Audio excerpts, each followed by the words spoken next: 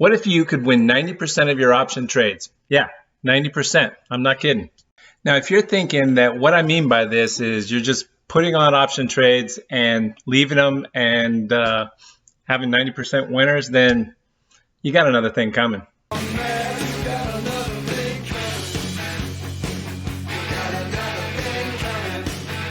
When selling stock options, we can pick our win rate by selecting our strike prices. However, when we do this, still, not every trade is going to go our way.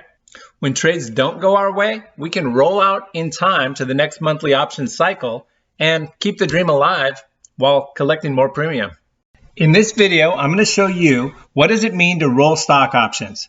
Why is it beneficial to roll stock options? When to roll stock options, and finally, how to roll stock options, showing real examples on the option trading platform. Hey guys, Darren here. We've got a great video for you here today. I think it's important that we understand a lot of different strategies so that we can trade in any market.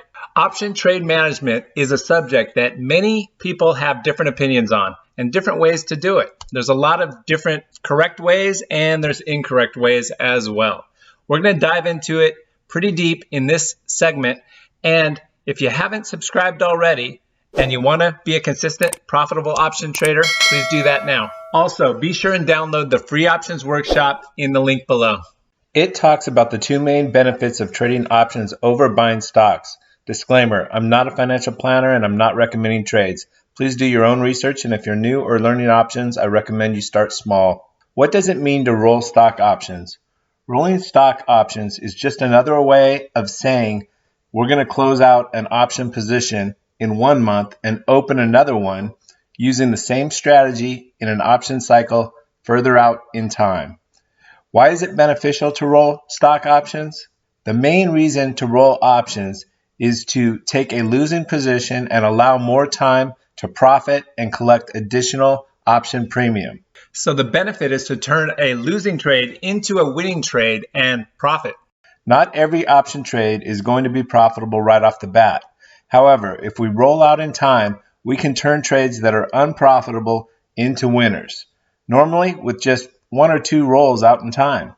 When we have winners that are trending higher, we can also roll up and out to greatly increase profits. When to roll stock options? There are different thoughts on exactly when the best time to roll options is. Some people like to wait and roll trades at the last minute just prior to expiration. Others, like the Tasty Trade guys, have done a lot of research. They like to open trades or put them on at around 45 days to expiration and then roll at 21 days to expiration. Their research shows that this smooths out the portfolio's overall P&L over time and avoids huge swings up and down. In other words, it reduces risk.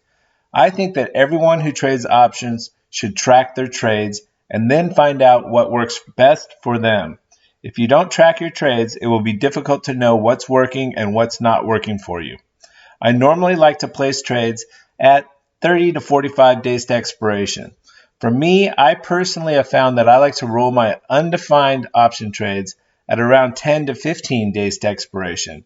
The guys at Tasty Trade, again, have done the research. They do it at 21. For me, I like 10 to 15. This is for naked puts, naked calls, and strangles for the most part. I sometimes wait a little bit longer to roll defined risk trades, trades like iron condors and put and call credit spreads. This is because they are defined risk, so there's already a stop that's built in that limits the risk and max loss. If I'm already at max loss, then it's a free shot. I might as well leave it on to see if the stock price comes back and we can pin the profit zone. I also trade SPX 0 DTE options, and that's a completely different ballgame. I'll wait until the end of the day and then roll out in time for a profit. By doing this, I can adjust the strikes and collect a credit. I did a video on this 0 DTE SPX strategy, and I'll link to it below, so be sure and check that one out. How to roll stock options. All right. We're going to take a look at how to roll options to collect additional monthly premium. Now don't worry, we're going to go through everything in detail. Let's start by going to the Tasty Trade platform. Tastytrade is one of the best brokerages for trading options. It's the one that I've used for many years, and they're the guys that developed the TOS, the Thinkorswim platform, and sold it to TD Ameritrade, which is now used by TD and Schwab, since Schwab acquired TD, and the one that they still use today. Tastytrade is even better. Right now, you can get cash back when you open an account. I'll put a link down below. If you fund with at least $2,000, the channel does get a small fee that really helps out and is much appreciated. You really need to have a couple thousand anyway, so you can place a few different trades. I'll open my Tastytrade account and look at a few current trades and the possibility of rolling them. The first one that we'll take a look at is a strangle in AI. A strangle is an undefined risk trade. So typically I like to roll these at around 15 DTE. We put this trade on and collected $219. At 21 days to expiration, you can see that we're up $59 if we were to close out now. We have $160 that is still left to be gained or banked in the next 21 days. The stock price is currently $36.42, so it's right in the middle between the 30 short put strike and the 44 short call strikes. I like to take a look at the chart and see the range that AI has been trading within. So I want to stay in that range moving forward. AI is poised to do well moving forward, so I'm going to roll to the 30-45 strangle moving forward. So we close the current front month vertical and open a new vertical at 49 days to expiration in the August regular option chain. We collect another $252 for making this roll. All right, let's look at an example of a defined risk option roll.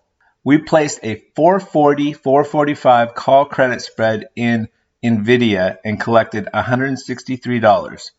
We're currently up $20, or in other words, if we were to close out today, we would keep 20 of the 163 that we collected when we placed the trade up front. This is because it would cost $143 to close the trade. We could roll out now to the next August monthly cycle and collect another $34. However, it's 21 days to expiration and it would only be another $34.